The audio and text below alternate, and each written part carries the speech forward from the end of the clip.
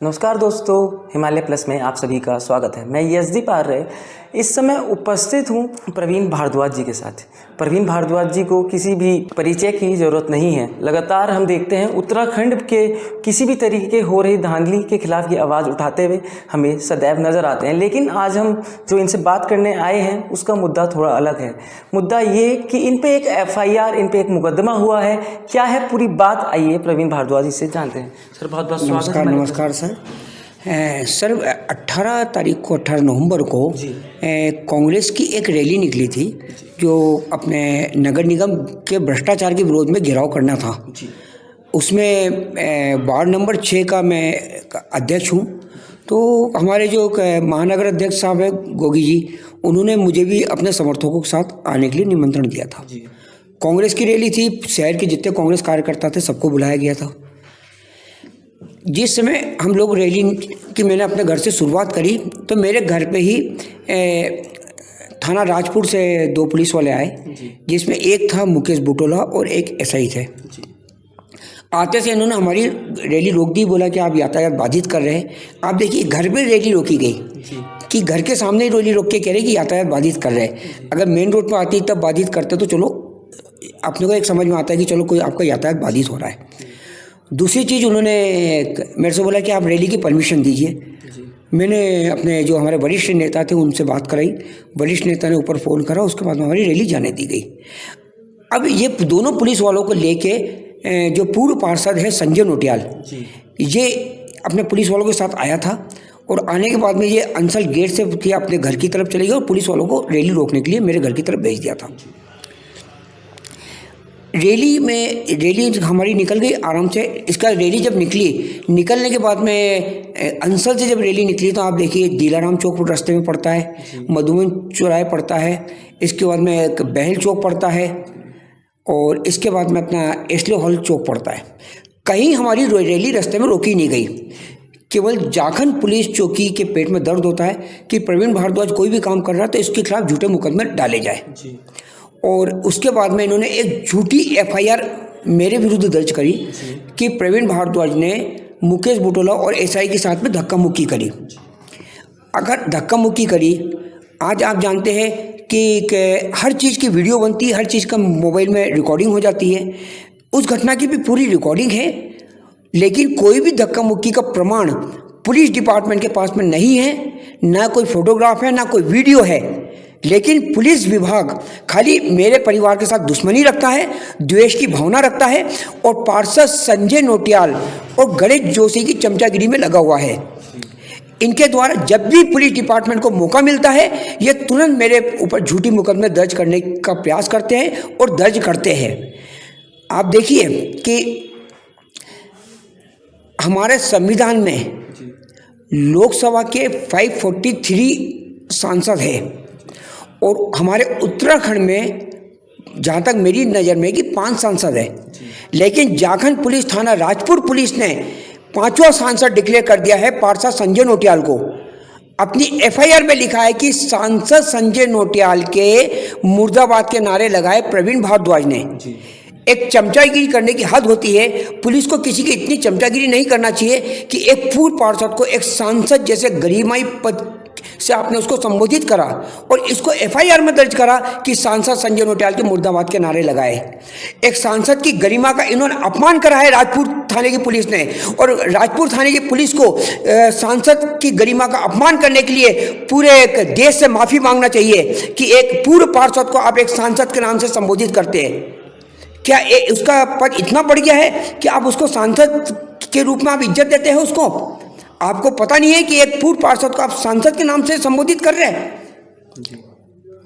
और मैं कहना चाहूँगा राजपुर थाने की पुलिस से कि आप ईमानदारी से काम करें और बेईमानी से किसी व्यक्ति के नाम से झूठी FIR दर्ज ना करें।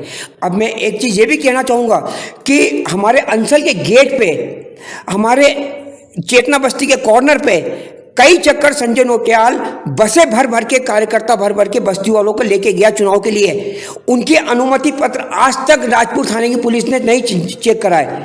मेरे को उन सारी जितनी भी 2018 से लेकर 2024 तक भाजपा ने जितनी भी रैलियां निकाली उन सब के अनुमति पत्र मुझे चाहिए। मैंने अभी अपने लोक सूचना अधिकार अधिनियम 2005 के अंतर्गत डीएम साहब के यहाँ भी अपने डाला है, आरटीआई डाली है।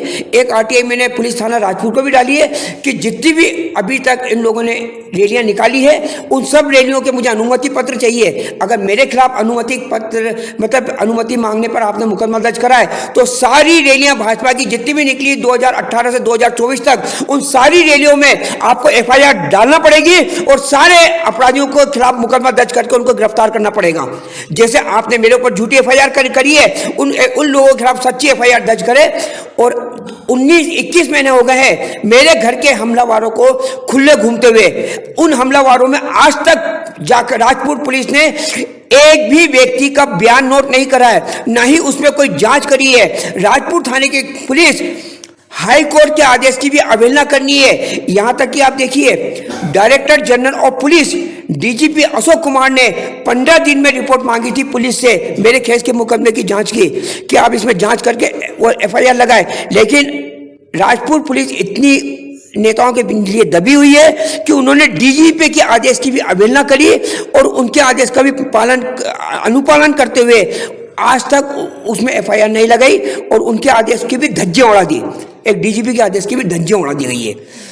और मैं चाहूंगा कि राजपुर थाने की पुलिस एक निष्पक्ष जांच करे और निष्पक्ष जांच करके निष्पक्ष कार्रवाई करे।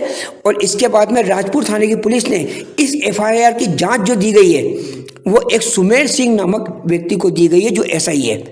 सुमेर सिंह के द्वारा मुझे कई बार समझौते के लिए एक लालच दिया गया था कि आपको भाजपा 2 करोड़ रुपए देगी, आपको भाजपा जो है राज्य मंत्री बना देगी, आप अपने केस में समझौता कर लो, आपके भी सब केस खत्म कर दिए जाएंगे। जिसके विरुद्ध मैंने पुलिस शिकायत प्राधिकरण में इनके खिलाफ केस करके रखा है। जब जो व्यक्ति मेरे केस में मुलजिम बना हुआ है शिकायत प्राधिकरण में, वो व्यक्ति क्या मेरे केस की निष्पक्ष जांच करेगा? एक ये सोचने वाली बात है, इसके लिए एक प्रश्नवाचक चिन्ह है। मैं चाहूंगा कि मेरे केस की कोई भी जांच है वो किसी अन्य थाने से कराई जाए और राजपुर थाना मेरे किसी भी मुकदमे की जांच नहीं करे, क्योंकि मुझे राजपुर थाने के ऊपर बिल्कुल विश्वास नहीं है।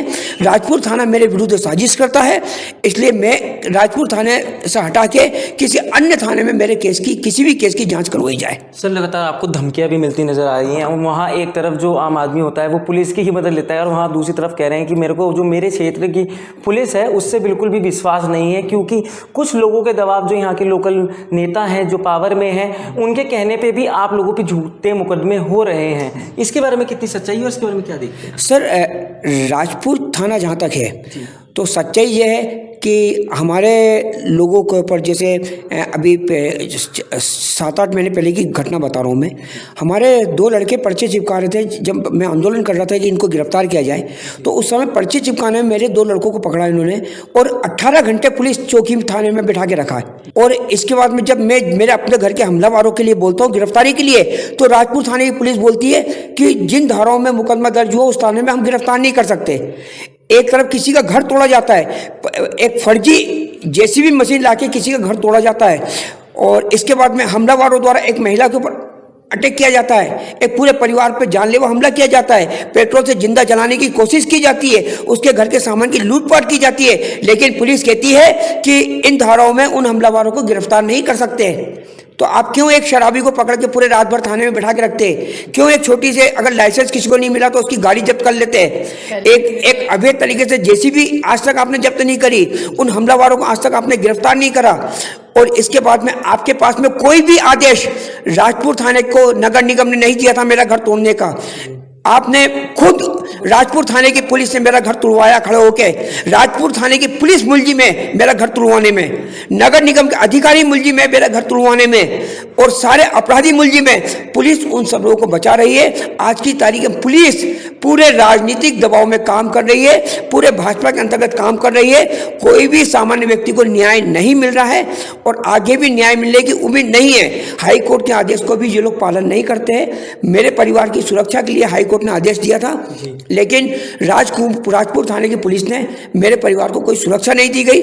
मेरे ऊपर कई 4 चक्कर बीच में हमले किए गए, मेरे को जान से मारने का प्रयास किया गया, मेरे को गाड़ी से कुचलने का प्रयास किया गया, मेरा अपहरण करने का प्रयास किया गया, जिसकी लगातार मैंने एसएसपी को, डीजीपी को कंप्लेंट की गई, लेकिन आज तक उसमें किसी भी हमलावर को गिरफ्तार नहीं किया गया। मैं चाहूँगा निष्पक्ष जांच करते अपराधियों को गिरफ्तार किया जाए और उनके खिलाफ सख्त से सख्त कार्रवाई की जाए। तो आप देख सकते हैं कई गंभीर आरोप लगाए जा रहे हैं प्रवीण भारद्वाज के द्वारा। और तो सर एक और सवाल भी, जैसे अभी आप पे मुकदमा हुआ और आपने पूरी बात करी, एफआईआर में क्या क्या लिखा है इसके बारे में बात करी, अब इस मुकदमे में आगे आप किस तरीके से इस मुकदमे को झेलेंगे और किस तरीके देखेंगे? सर मैं कहूँगा मुकदमा जैसा आपने रैली के लिए मेरे खिलाफ लगाया है, आप भाजपा की भी 2018 से 2024 तक जितनी रैलियाँ बिना अनुमति की हुई है, उन सारी रैलियों में भाजपा के सारे कार्यकर्ताओं के खिलाफ और जितने नेता ने उस रैलियों को ऑर्गेनाइज करा था उनके खिलाफ, जितनी बसें भर भर के ले जाई गई, कॉलोनियों के अंदर बस आने के उनके परमिट चेक किए जाए कि अगर उन परमिट नहीं थे तो उन बसों को भी जब्त किया जाए और सारी रैलियों के विरुद्ध कार्रवाई की जाए, तब मैं कहूँगा कि हाँ मेरे खिलाफ भी जो कार्रवाई की आपने सही की है। ऐसा नहीं है कि आप दो प्रकार के आपने कानून बना के रखे, एक कानून मेरे परिवार के लिए और दूसरा कानून भाजपा के लिए। भाजपा कुछ भी करे तो वो सही है, भारद्वाज परिवार कुछ भी करे तो उसके लिए उसको आप मुलजिम बना लेते। आप दोनों के लिए समानता का व्यवहार करते हुए अगर भारद्वाज परिवार गलती करता तो उसको आप अपराधी बनाए, लेकिन अगर भाजपा का कोई भी कार्यकर्ता अगर गलती करता है तो उसको भी आप अपराधी बनाएं, उसको खुले शान की तरह शहर में अपराध करने के लिए छोड़ा ना जाए। तो आप देख सकते हैं कि बड़ी गंभीर आरोप, जिसको एक आम नागरिक जो होता है अपना संरक्षण के रूप में मानता है, जैसे वो होती है पुलिस, जिसको कुछ भी कोई दिक्कत होती है तो वो पुलिस के पास जाता है। लेकिन इस तरीके के पुलिस थाने जब एक आम नागरिक पर इस तरीके के मुकदमे करता है या किसी पार्टी के प्रेशर में आके इस तरीके के मुकदमे होते हैं, तब एक आम आदमी ऐसे ही परेशान होता है और कह रहे हैं कि मैं एफआईआर की कॉपी पर भी तहरीर डालूंगा और आरटीआई की रिपोर्ट मांगूंगा। इसी तरह की खबर और इसी तरह के खुलासे लगातार हिमालय प्लस दिखाता रहता है और दिखाता रहेगा। तब तक के लिए बने रहिए हिमालय प्लस। मैं यज़ी पार्रे अपने कैमरामैन हर्षित रावत के साथ।